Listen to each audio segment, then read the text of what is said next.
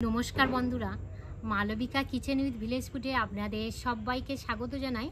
আজ আমি আপনাদের সঙ্গে কোনো রেসিপি শেয়ার করব না, তিনটে গুরুত্বপূর্ণ টিপস শেয়ার করব। তো বলে রাখি, আমরা কিন্তু এই শীতকালে বাড়িতে কম্বল বা ব্ল্যাঙ্কেট ব্যবহার করে থাকি। ভারী ভারী ব্ল্যাঙ্কেট বা কম্বল কাচার দিন শেষ। এই টিপসটি আপনারা দেখলে বুঝতেই পারবেন কোনো ঝামেলা ছাড়াই ব্ল্যাঙ্কেট বা কম্বল কিভাবে পরিষ্কার করা যায়। প্রথম টিপস হলো, এই যে এখানে আমি মোবাইল যে চার্জ দেওয়া হয় একটা চার্জার নিয়েছি।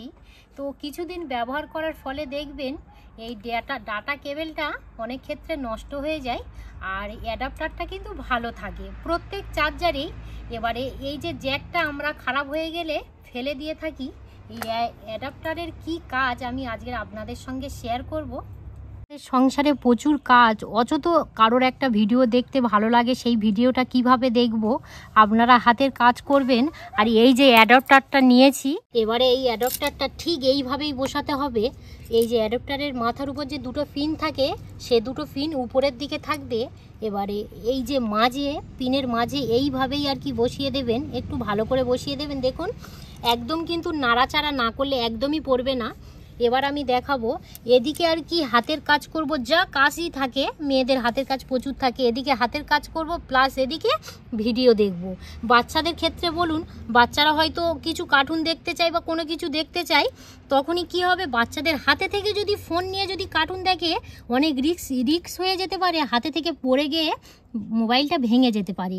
এইভাবে যদি বাচ্চাদেরকে একটু দূরে বসিয়ে এইভাবে যদি অ্যাডাপ্টারের মাঝে বসিয়ে যদি দেখানো যায়, তাহলে কিন্তু মোবাইল আর ভাঙার চান্স থাকবে না। চার্জারগুলো ফেলে দিই, খারাপ হয়ে ফেলে দিই, বিক্রি করে দিই। হ্যাঁ, ফেরিওয়ালা আসে তো তাদের হাতেই দিয়ে দিই।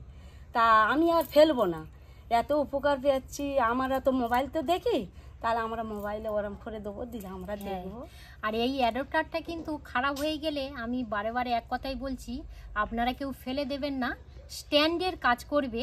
এক্সট্রা করে টাকা দিয়ে আর স্ট্যান্ড কেনার কোনো প্রয়োজন নেই। প্লাস এই অ্যাডাপ্টারের কাজটা খুব সুন্দরভাবে হলো। আপনারা বাড়িতে এইভাবে ট্রাই করবেন, ফলো করবেন, খুবই সুন্দর রেজাল্ট পাবেন।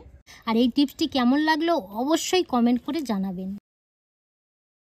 2 নম্বর টিপস হলো, এখানে ফুল ঝাড়ু নিয়েছি। দেখবেন কিছুদিন এই ফুল ঝাড়ুটা ব্যবহার করার ফলে এই যে ফুল ঝাড়ুর যে ফুঁড়িগুলো আছে, এগুলো না আস্তে আস্তে আর কি ছেড়ে যেতে পারে। প্লাস্টিক নিয়েছি, দুটো ভাঁজ করে নিয়েছি, মাঝে থেকে আর একটা ভাঁজ করে নেব।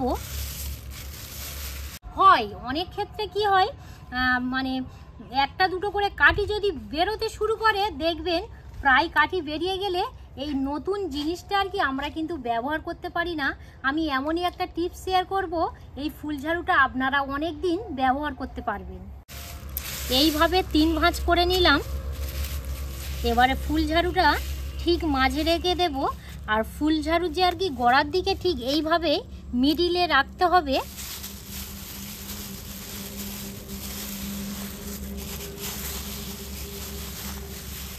এটাকে এইভাবে একটু পাক দিয়ে নেবেন, একবার দিলেই হয়ে যাবে।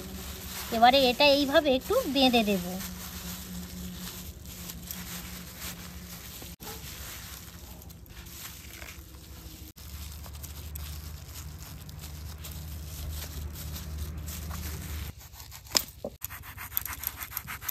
ধরো ভালো করে। এখানে একটা ইস্ত্রি নিয়েছি, আর এই ইস্ত্রিটা প্রচণ্ড গরম করলে হবে না, হালকা গরম থাকবে। এই রকমই এইভাবে একটু এই ফুল ঝাড়ুর সঙ্গে সেট করে দেবেন। এটা যেহেতু প্লাস্টিক আছে, বেশিক্ষণ কিন্তু চেপে ধরলে এই ফুল ঝাড়ুর সঙ্গে একদম পুরো জাপটে যাবে। একটু আর কি এই কাজটা একটু সাবধানের সঙ্গে করবেন।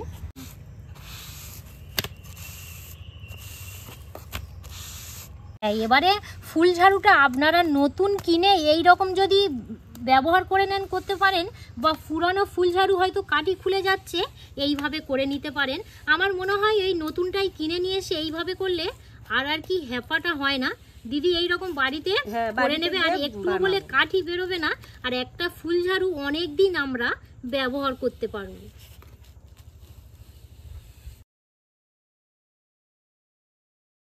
3 নম্বর টিপস আপনাদের সঙ্গে শেয়ার করব। প্রথমত ব্ল্যাঙ্কেটটা পেতে নিয়েছি, আর এই কাজটা আপনারা আপনাদের ঘরের খাটের মধ্যে করে নিতে পারেন। আর এখানে দুটো উপকরণ নিয়েছি, বেকিং সোডা নিয়েছি আর পাউডার নিয়েছি। বেকিং সোডা হচ্ছে 2 চামচ, পাউডারও 2 চামচ নিয়েছি। এই বেকিং সোডা আর পাউডার একসঙ্গে আমি মিশিয়ে নেব। আপনারা যদি পাউডারটা ব্যবহার করতে না চান তাহলে বেকিং পাউডারের পরিমাণটা একটু বাড়িয়ে মিশ্রণ একটা চালার মধ্যে এইভাবে অল্প অল্প করে ঢেলে নেব আর এইভাবে চারিদিকে আর কি ছড়িয়ে দেব। এটা কিন্তু হাতে করলে কি হবে, একটা জায়গায় বেশি পড়তে পারে, কম পড়তে পারে। এইভাবে চালা দিয়ে করলে সমানভাবেই আর কি চারিদিকেই পড়বে। ব্ল্যাঙ্কেটের প্রত্যেক জায়গায় এইভাবে আমি ছড়িয়ে দিয়েছি। এবারে 5 থেকে 6 মিনিট এইভাবে রেখে দেব। হাতের মধ্যে একটা মোজা নিয়েছি। এবারে এই মোজার কাজটা কি দেখুন, এইভাবে প্রত্যেকটা জায়গায় ভালো করে মিশিয়ে নিতে হবে।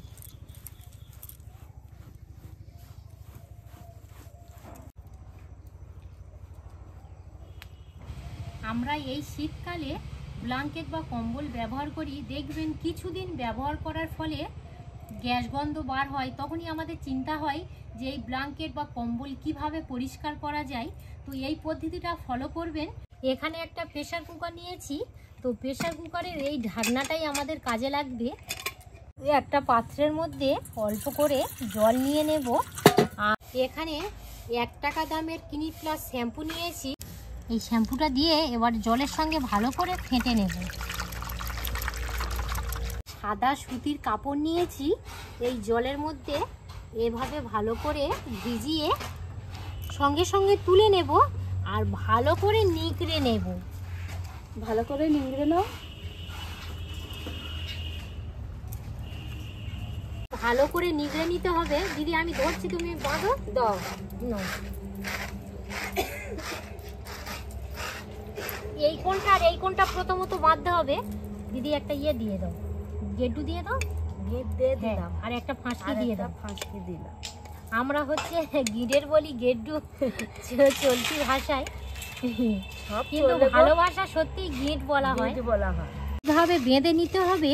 আর এই বাঁধনটা আপনারা একটু আর কি টাইট করে বাঁধবেন, যাতে না কাজ করার সময় এই কাপড়টা খুলে না আসে।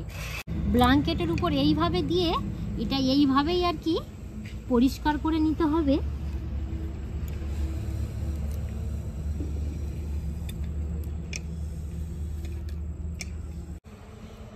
এইভাবে সম্পূর্ণ জায়গায় আর কি পরিষ্কার করে নিতে হবে।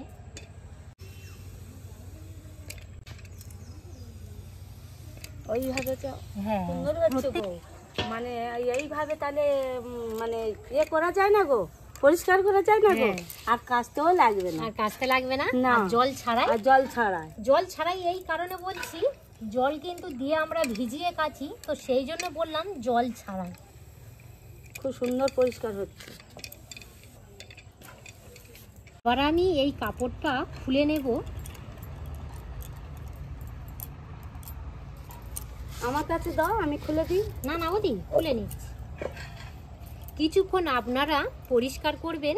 এবারে ব্ল্যাঙ্কেটটা আবার উল্টে নেবেন। আবার এই কাপড়টা শ্যাম্পু জলের মধ্যে চুপিয়ে ভালো করে নিগড়ে আবার এইভাবে পুনরায় বেঁধে নেবেন। নিয়ে ব্ল্যাঙ্কেটের অপর দিকটাও পরিষ্কার করে নেবেন উল্টে পাল্টে ভালো করে। এই ঢাকনা থেকে কাপড়টা এইভাবে খুলে নিলাম আর কাপড়টা দেখাবো। এই দেখুন ময়লাটা আপনারা কিন্তু দেখলেই ভালোভাবে বুঝতে পারবেন। এই দেখুন ময়লাটা সাদা কাপড়ে বোঝা যাচ্ছে, দেখুন কতটা চারিদিকটা আর কি ময়লা, আর এদিকটা দেখুন একদম সাদা।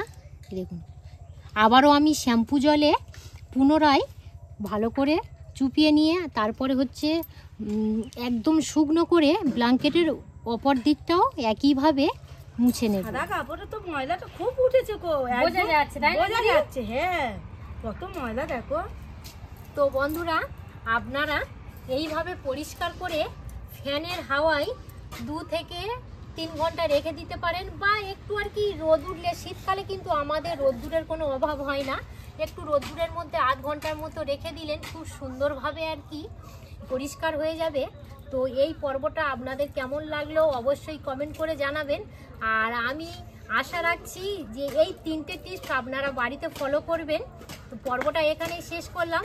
এতক্ষণ আমাদের সঙ্গে থাকার জন্য আপনাদেরকে অসংখ্য অসংখ্য ধন্যবাদ জানাই।